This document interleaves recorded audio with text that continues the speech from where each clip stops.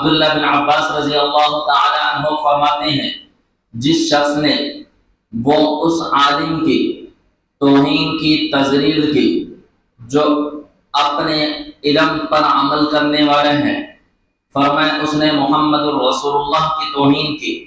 صاحب علم ہے، فقیہ آدمی ہے، مسائل کو جانتا ہے، مسائل بتاتا ہے، سکھلاتا ہے، فرمایا اس نے محمد الرسول اللہ صلی اللہ علیہ وسلم کی توہین کی۔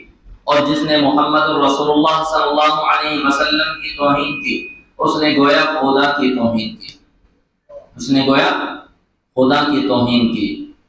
اب یہی علماء سے محبت رکھنا۔ ایک صحابی نے پوچھا یا رسول اللہ صلی اللہ علیہ وسلم قیامت کب آ رہی ہے؟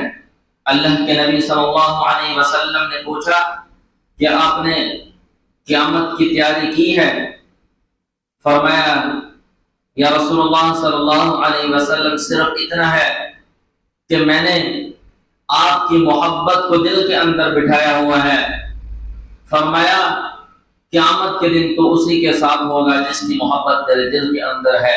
اور اسی طرح آپ صلی اللہ علیہ وسلم نے فرمایا المرء مع من احب، جس شخص کے دل میں جس کی محبت ہوگی اللہ کل قیامت کے دن بھی اسی کے ساتھ اٹھائے گا۔